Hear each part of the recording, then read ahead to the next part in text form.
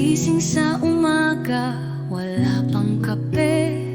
Si inay ko nagsimula na ang debate. Hoy, bumangon ka na, tanghali na. Abay, gusto mo yatang gawin akong reyna. Putak ng putak, parang tandang sa bakuran. Nag-uutos ng gawain pang isang batalyon. Walis dito, hugas doon, linis ka pa.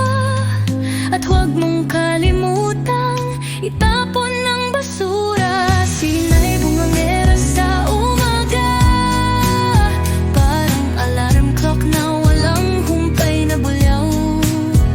Kapag tamad ka, yari ka talaga.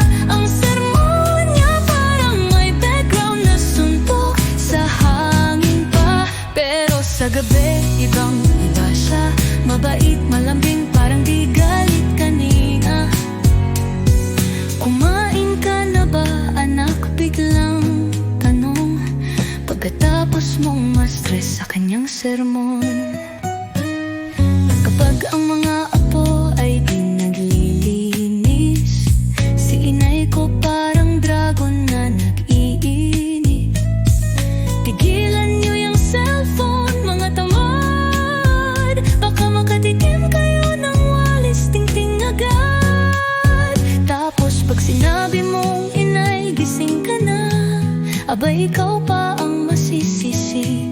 Laging ikaw ang may sala. Hala, ako pa ngayon ang pinapagalitan. Eh kung hindi ako gumising, saan kayo pupulutin ha? Sinay bungangera sa umaga, parang sirenang di mapipigilan ang sigaw. Kapag tamad ka, yari ka talaga.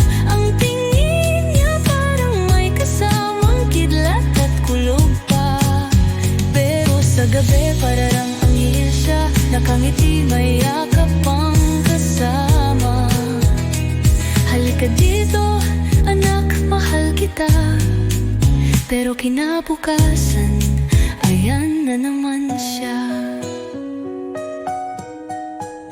Pero kahit bundangera, siya ang aming ilaw.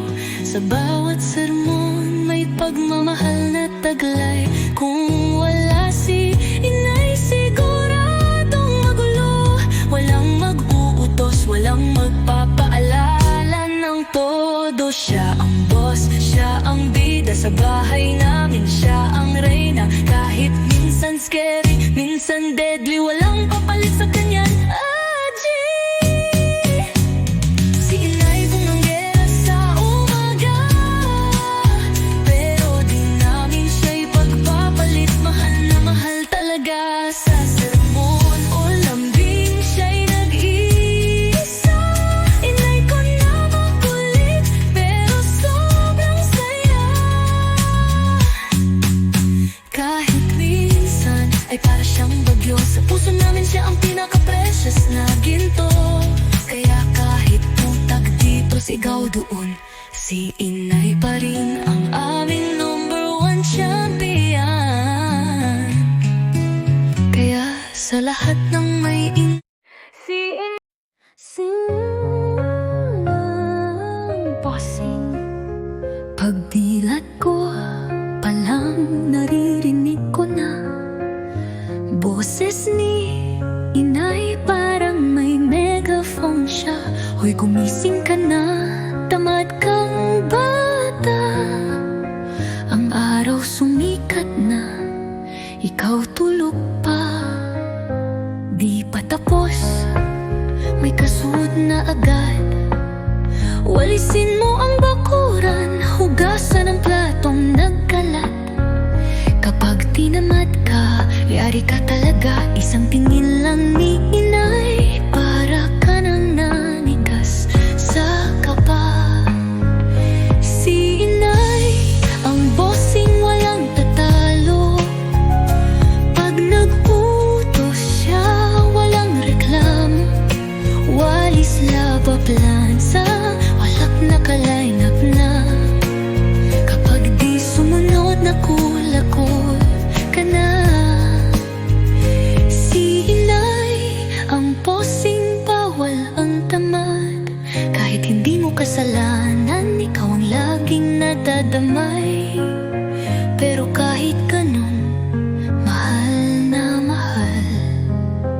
Si inay na malakas ang boses pero malambing din naman. Kapag nakita niyang may nakatambay lang, aba parang di ka napapagod, ang galing mo. Tapos bigla kang uutusan ng sunod-sunod. Hugas dito, linis doon, parang di ka nauubos. At kapag may hinahanap si inay, nasaan ang gunting kahit hawak na niya sa kamay? Pag sinabing inang, hawak mo na yan, sinusungitan mo pa ako, aba gusto mo ng laban. Si inay, ang bossing walang tatalo. Kapag sumimangon, lahat na'y nakayuko. Kapag nagtaas ng kilay, parang may bagyo. Isang tingin pa lang, ikaw ay praning at kabado. Si inay, ang bossing walang katulad.